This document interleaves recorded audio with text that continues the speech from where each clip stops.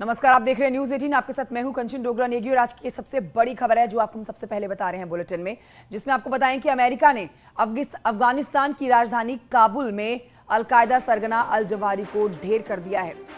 एक drone strike में मार गिराया है सरगना को। खुफिया सूचना मिलने के बाद जवाहिरी पर ड्रोन स्ट्राइक की गई थी, जिसमें उसकी मौत हो गई है। जवाहिरी ने 2011 में अलकायदा के संस्थापक ओसामा बिन लादेन के मारे जाने के बाद इस आतंकी संगठन की कमान संभाली थी। अब आपको बता रहे हैं, रिपोर्ट्स के मुताबिक ये ड्रोन स्ट्राइक अमेरिकी खुफिया एजेंसी CIA की स्पेशल टीम ने की है। अल जवाहिरी अगस्त 2021 में अफगानिस्तान में तालिबान की सरकार आने के बाद से ही काबुल में रह रहा था। अमेरिकी एक्शन पर तालिबान भड़का हुआ है और इसे दोहा समझौते का उल्लंघन बता रहा है। ये भी आपको बता देते हैं कि अमेरिकी राष्ट्रपति ने कहा है कि अब इंसाफ हुआ है। तो ये बड़ी खबर, अलकायदा का मुखिया अल जवाहिरी ढेर कर दिया गया है। ड्रोन हमले में जान गई, छिपा हुआ था कई दिनों से, कई महीनों से यहां, और ड्रोन हमले से ढेर कर दिया गया है। अमेरिका के ड्रोन हमले में मार गिराया गया अल जवाहिरी, और इस बात की पुष्टि अमेरिकी राष्ट्रपति जो बाइडेन ने की है। और जो बाइडेन ने साफ कर दिया है कि अब इंसाफ हुआ है। अल जवाहिरी के मारे जाने के बाद, उसको ढेर किए जाने के बाद अब इंसाफ पूरा हुआ। ये बड़ी खबर आपको बता रहे हैं इस समय की।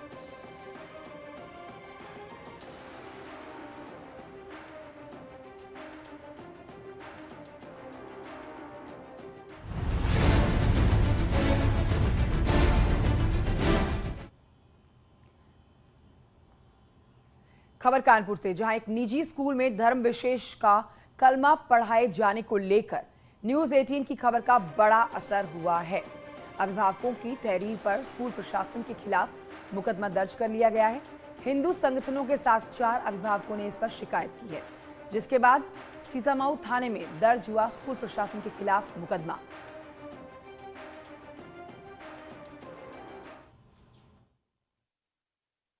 फ्लोरेट्स स्कूल प्रकरण में, जिसमें आज एक मामला संज्ञान में आया था कि जो मॉर्निंग प्रेयर है उसके दौरान जो बच्चे हैं उन्हें जो इस्लाम से जुड़ी प्रेयर कराई जाती है, इसमें पुलिस ने उचित धाराओं में मुकदमा पंजीकृत कर लिया है और इसमें आगे की वैधानिक कार्यवाही शीघ्र ही की जाएगी।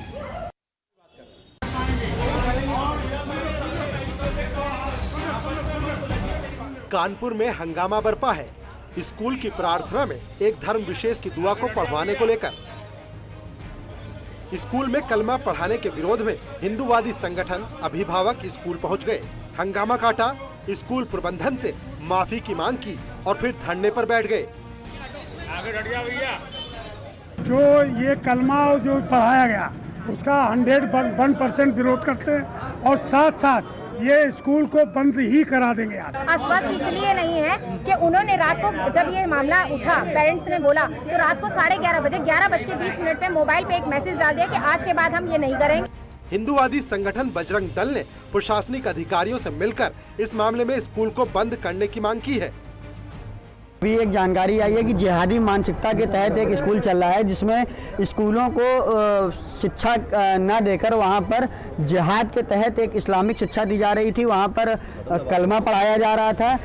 हालांकि इस मामले में स्कूल प्रबंधक का कहना है कि स्कूल में सभी धर्मों की प्रार्थना और दुआ का पाठ किया जाता है, लिहाजा आपत्ति नहीं होनी चाहिए, और अगर किसी को आपत्ति है तो आगे से कोई प्रार्थना नहीं होगी। हमारी 2003 से 4 प्रेयर्स चल रही हैं। कौन कौन सी प्रेयर होती है? श्लोक होता है और एक सांचीवाड़ी होती है, इंग्लिश प्रेयर होती है, एंड देन एक मॉन्गन का 2 लाइन का श्लोक होता है। लेकिन फ्लोरेट्स स्कूल में कलमा पढ़ाने को लेकर हंगामा है कि थमने का नाम नहीं ले रहा। सत्ताधारी दल बीजेपी ने बड़ा मुद्दा बना दिया है, तो विपक्ष ने भी सियासत को विस्तार दे दिया है। जांच कर रही है, यदि विषय सही पाया गया तो कठोर कार्रवाई प्रबंधक के ऊपर सुनिश्चित की जाएगी। उत्तर प्रदेश में योगी आदित्यनाथ जी के सरकार में इस तरह के कृत्य को कतई माफ नहीं किया जाएगा। वो केवल धर्म के आस्था के नाम पर लोगों को बहकाने का काम करते हैं और जनता के मुख्य मुद्दों से जनता का ध्यान बांटना चाहते हैं। फिलहाल पूरे मामले की पुलिस जांच कर रही है और शुरुआती जांच में फ्लोरेट्स स्कूल को लेकर बड़ा खुलासा हुआ है। जांच में स्कूल की 3 में से 2 ब्रांच की मान्यता ही नहीं ली गई है। माना जा रहा है कि जांच में आगे और कई खुलासे हो सकते हैं। Bureau report, TV 18।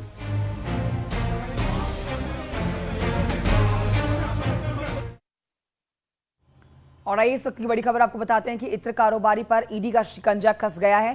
Piyush Jain की हम बात कर रहे हैं, जिस पर मनी लॉन्ड्रिंग का केस दर्ज किया गया है। डीडीजीआई डीआरआई की एफआईआर के आधार पर केस दर्ज हुआ है। पीयूष जैन के ठिकानों पर ईडी मारेगी रेड। पीयूष जैन की संपत्ति की जा सकती है अटैच। दिसंबर 2021 में जैन के ठिकानों पर हुई थी रेड। 197 करोड़ और 25 किलो मिला था विदेशी सोना। और इस पर और जानकारी लेते हैं, ऋषभ मणि त्रिपाठी से फोन लाइन पर हमारे साथ मौजूद हैं। जैन के ठिकानों पर ईडी की छापेमारी। ऋषभ मणि, अभी छापेमारी शुरू नहीं हुई है, लेकिन हमारी जो जानकारी है जल्द ही ये छापेमारी शुरू की जा सकती है। मनी लॉन्ड्रिंग की धाराओं में एफआईआर दर्ज कर ली है ईडी ने। और जैसा हम सब जानते हैं, पीयूष जैन वो व्यक्ति है जो 2022 के विधानसभा चुनाव में बड़े बड़े नेताओं के भाषण में भी आया था। कन्नौज वाला मित्र या इत्र कारोबारी, इस तरह के शब्द उसके लिए इस्तेमाल किए गए थे। और जब उसके आवास पर छापेमारी हुई थी, तमाम चौंकाने वाले खुलासे हुए थे। 197 करोड़ रुपए नगद मिले थे, 23 किलो विदेशी सोना बरामद हुआ था, जिसके बाद डीआरआई ने, क्योंकि विदेशी सोना मिला था लिहाजा उसके खिलाफ एफआईआर दर्ज कराई थी। कानपुर में छापेमारी हुई थी, कन्नौज में हुई थी, बड़ी बरामदगी हुई थी। और डीडीजीआई ने पीयूष जैन पर 31.5 करोड़ रुपए की टैक्स चोरी का आरोप भी लगाया था। उसका आनंदपुरी कानपुर में जो आवास था, वहां से 177 करोड़ रुपए नगद मिले थे। कन्नौज के आवास से 19 करोड़ रुपए मिले थे, 23 किलो सोना मिला था और 6 करोड़ रुपए की कीमत का करीब 600 लीटर चंदन का तेल बरामद हुआ था। तो एक उस वक्त का बड़ा नाम था, चर्चित नाम था पीयूष जैन, और पॉलिटिकल भाषणों में भी उसका खूब इस्तेमाल हुआ। और अब क्योंकि एक बड़ी बरामदगी हुई थी, लिहाजा ईडी ने भी मनी लॉन्ड्रिंग की धाराओं में। मणि, अब किन ठिकानों पर छापेमारी की तैयारी है ईडी की? क्योंकि जो पहले छापेमारी हुई थी, कई करोड़ कैश बरामद किया था, कई किलो सोना बरामद किया था। तो अब ऐसे में और भी शक बढ़ गया है कि कुछ और इस तरह के गलत मंसूबे और भ्रष्टाचार से जुड़े हुए पैसे हो सकते हैं इसके ठिकानों पर। लेकिन किन किन ठिकानों पर ईडी की अब रेड मारने की तैयारी है? देखिए, हमारे ईडी में जो सोर्सेज हैं वो ये बता रहे हैं, कानपुर, कन्नौज, नोएडा, गाजियाबाद, अहमदाबाद, करीब ऐसे 6 शहर देश में हैं जहां पर ईडी ने छापेमारी की तैयारी कर ली है।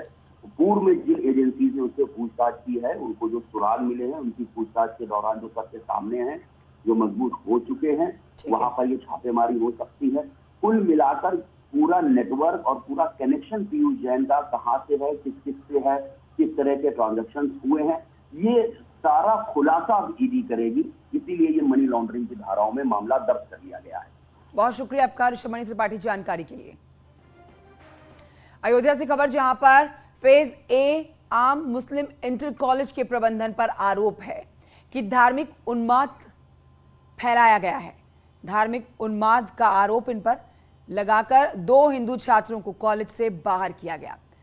रोनाही ड्यूडी संपर्क मार्ग पर स्थित है फेज ए आम मुस्लिम इंटर कॉलेज। उधर आपको बताएंगे, कॉलेज के प्रबंधक मोहम्मद अख्तर सिद्दीकी के मुताबिक सारे आरोप जो हैं वो निराधार हैं। पढ़ता था लेकिन अब नहीं पढ़ता हूँ। आपका नाम विद्यालय से क्यों काटा गया? एक रहीम दास का दोहा था, तो एक लड़का था मुस्लिम और हम थे कई लोगों के साथ में, तो हमने बोला कि ये रहीम दास का दोहा क्यों पढ़ रहे हो, कुरान पढ़िए। तो हमने कहा हम कुरान क्यों पढ़े, आप भी पढ़िए रामायण और रामचरितमानस। तो मतलब वो अपने धर्म की बड़ाई करने लगे, तो हमारा नाम स्कूल से खारिज कर दिया गया। हनुमान चालीसा भी पढ़ने की बात कहते हैं आप? हम बोले थे कि हनुमान चालीसा और इसमें पढ़ना क्या है, हम हिंदू हैं तो पढ़ेंगे। तो उन्होंने कहा नहीं, ये सब नहीं होगा। की धार्मिक उन्माद फैलाने के कारण 2 बच्चों को निष्कासित किया गया है। तो उस पर क्या, उतना क्या मसला? उसमें क्या है, अभी आपके समक्ष मैंने बच्चों के साथ रजिस्टर रखे और उसके आपने फोटो भी लिए। उसमें कहीं ये बात लिखी हुई है कि धार्मिक उन्माद के कारण का नाम काटा गया है। क्या माना जाए, पूरी तरीके खबर अफवाह बनाई गई? अफवाह तो है ही है, ये तो हमारे कॉलेज की गरिमा को गिराने का प्रयास किया जा रहा है। अब आपको बताते हैं कि सौरभ यादव स्कूल से निष्कासित छात्र।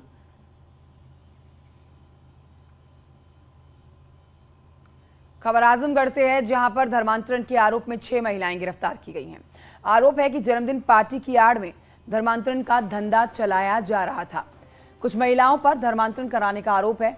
खबर है कि भूत प्रेत बाधा और पैसों का लालच देकर धर्मांतरण का पाप किया जा रहा था। बजरंग दल की सूचना पर पुलिस ने इन आरोपियों को गिरफ्तार किया है। महाराजगंज कोतवाली क्षेत्र में 2 महीने में 5वीं बार धर्मांतरण का मामला सामने आया।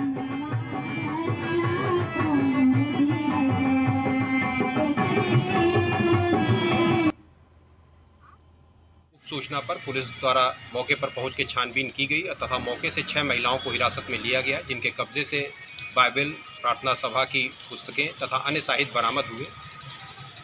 उक्त सूचना पर पुलिस द्वारा मुकदमा अपराध संख्या 286/22, धारा 504, 506 व 3/5 उत्तर प्रदेश धर्म संपरिवर्तन प्रतिषेध अधिनियम के तहत मुकदमा पंजीकृत कर अभियुक्त गण को माननीय न्यायालय रवाना किया गया है।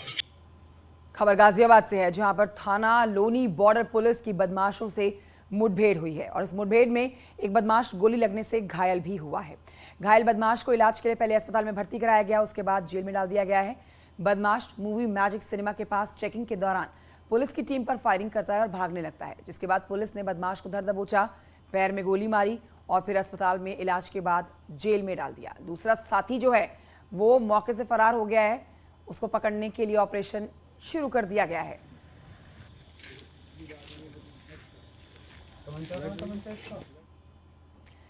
प्रतापगढ़ में सिंचाई विभाग पर एक बड़ा आरोप लगा है। मामला बकुलाही नदी की खुदाई से जुड़ा है, जिसके लिए 6 करोड़ 23 लाख रुपए दिए गए, जहां पर 101 किलोमीटर तक बकुलाही नदी को चौड़ी और गहरी करने का प्रस्ताव था, लेकिन अफसरों ने अपने चहेते ठेकेदारों को ये काम तो दे दिया। मनमाने ढंग से मानक को ताक पर रखकर बकुलाही नदी की खुदाई की गई है। यहाँ पर आरोप है कि 90 लाख का भुगतान जो है वो बिना काम पूरे कर दिया गया। शिकायतकर्ता का आरोप है कि बकुलाही नदी के जीर्णोद्वार के नाम पर जमकर भ्रष्टाचार किया गया। बकुलाही नदी का टेंडर हुआ था और टेंडर खोला नहीं गया और आचार संहिता लगी। उस समय टेंडर खोलने का इन लोगों ने बात की और काम शुरू करवा दिया, बिना अनुबंध गठित हुए काम शुरू करवा दिया और उल्टा सीधा अनियमितता बढ़ती उस काम में, ठीक से खुदाई नहीं हो रही थी, उस पर शिकायत की गई। उसके बावजूद इन्होंने कुछ भुगतान भी कर दिया एक ठेकेदार का, और बिना यहाँ की जेई एई सब जो है वहाँ पर असमर्थता जताई कि हम भुगतान करने में, परंतु दूसरे जेई को बुलाकर कहीं से उन्होंने जो है बिल बनवा के भुगतान कर दिया और अब भी दबाव बनाया जा रहा है कि तुमको सस्पेंड कर देंगे भुगतान के लिए। उल्टा सीधा काम कराया गया है। बढ़ते आगे, सीतापुर से खबर आ रही है, जहां पर बैराजों से पानी छोड़ा गया है, जिसकी वजह से शारदा घाघरा का जलस्तर लगातार बढ़ रहा है। हम आपको तस्वीरें दिखाते हैं। बनबसाल से 57,354 क्यूसेक और शारदा से 1,49,878 क्यूसेक और घाघरा से 1,31,478 क्यूसेक पानी छोड़ा गया। नदियों में बाढ़ आने से रामपुर, मथुरा और रेउसा क्षेत्र के कई गांव जलमग्न हो गए हैं। इतना ही नहीं, सभी संपर्क मार्गों पर पानी भर गया है। आवागमन में ग्रामीणों को भारी दिक्कतों का सामना करना पड़ रहा है।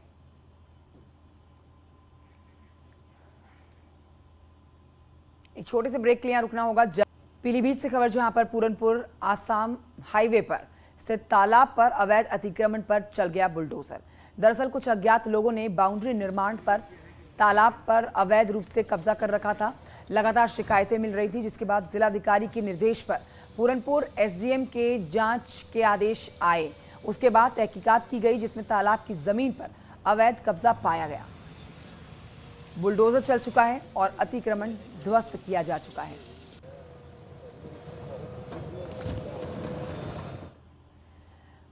और अब बात करते हैं यूट्यूबर सिंगर फरमानी नाज की, जो कि अब उलेमाओं के निशाने पर है। उलेमाओं में गुस्सा है।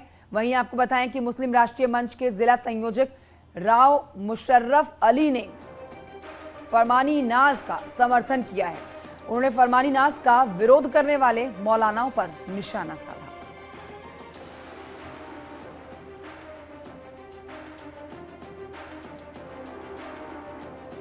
देखिए, सिंगर फरमानी नाज जिनका समर्थन किया जा रहा है, और दूसरी तरफ आलोचक भी बढ़ते जा रहे हैं। लेकिन अब समर्थन में आवाज उठी है। मुस्लिम राष्ट्रीय मंच ने समर्थन किया है फरमानी नाज का। फरमानी नाज ने बहुत अच्छा भजन गाया है, उस भजन का हम समर्थन करते हैं। और आज देवबंदी मौलाना को जो पेट में दर्द हो रहा है, जब हमारे प्रदेश में गोहत्या होती है और ये मौलाना लोग भी गौ मांस खाते हैं, तब इनके पेट में दर्द क्यों नहीं है? तो उस पर क्यों नहीं फतवा जारी करते हैं? हर महीने देवबंद से आतंकवादी पकड़े जाते हैं, तो उन आतंकवाद के खिलाफ क्यों फतवा नहीं जारी करते हैं? इनको उनके खिलाफ भी तो फतवा जारी करना चाहिए।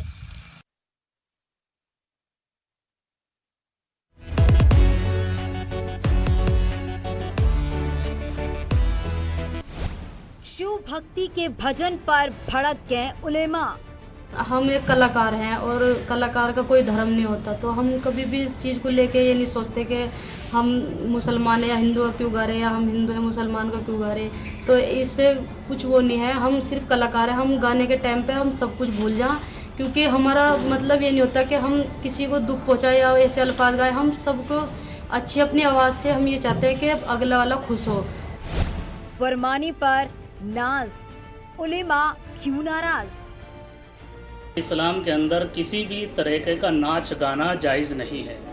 जो भी नाच गाना करते हैं या गाना गाते हैं वो शरन जायज़ नहीं है, हराम है। और हराम काम से मुसलमान को परहेज़ करना चाहिए। तो इस औरत ने जो गाना गाया है शरन जायज़ नहीं है, हराम है। इसको अल्लाह रब्बुल इज़्ज़त से तौबा करनी चाहिए। लेकिन जिस तरीके की हरकत उसने की है, गाना गाया है, इससे उसको गुनाह मिला है, हराम काम किया है। तो हम उसको यही मशवरा देंगे कि हराम काम से परहेज़ करे, अल्लाह रब्बुल इज़्ज़त से तौबा करे। अल्लाह गफूरुर रहीम है, माफ़ फरमाने वाले हैं, माफ़ फरमा देंगे। हर हर शंभू पर क्यों फंस गई फरमानी? एक बात है, कोई थोड़ी धर्म तो सबका, भाई ऊपर वाले का ही तो नाम ले रहे हैं सब। वो वैसा करके ले ला, वैसा करके ले ला। कोई गाने से कोई धर्म अदल बदल थोड़ी हो जा। कोई धर्म तो वही रहा जो मोहम्मद रफ़ी साहब ने भी भजन गाए, सब ने गाए। बताओ, सलमान खान है और भी बहुत हैं, सब ऐसे से वो कर रहे हैं। उनको ना कोई भी नहीं कर रहा। इस पर सब कह रहे हैं जी ये है वो है। शिव भजन पर लड़ाई, शरीयत की दुहाई। अगर उन्हें इतना ही वो है, हम छोड़ देंगे ये काम, हमें घर बैठे खर्चा दे दें, बस बात खत्म। अगर उन्हें इतना ही एतराज़ है हमारी बहन को गाने गाने में, और काम करने में कोई शर्म नहीं है। काम कभी कोई छोटा बड़ा नहीं होता। फरमानी पर तौबा तौबा वाला फरमान क्यों? वो किसी भी मज़हब की तारीफ़ के लिए कुछ भी करे, लेकिन जहाँ तक अगर किसी मज़हब से उसके अक़ायद से टकराव ना हो, यानी किसी के भी जज्बात को अगर ठेस न पहुँचती हो या उसके अक़ायद से कोई टकराव ना हो, तो इसमें कोई हरज नहीं। ये जो गायक है हमारे ज़िले की, जो दूर का सुप्रसिद्ध गायक है फरमानी नाज, और उसने कावड़ यात्रा के दौरान शिव भक्त होलों के लिए एक भजन गाया था और स्वागत योग्य है। हम उनको स्वागत करते हैं। अभी सुनने में आया है कि देवबंद के कुछ उलमा ने उसके खिलाफ फतवा जारी किया है। हम उसकी कड़े शब्दों में निंदा करते हैं।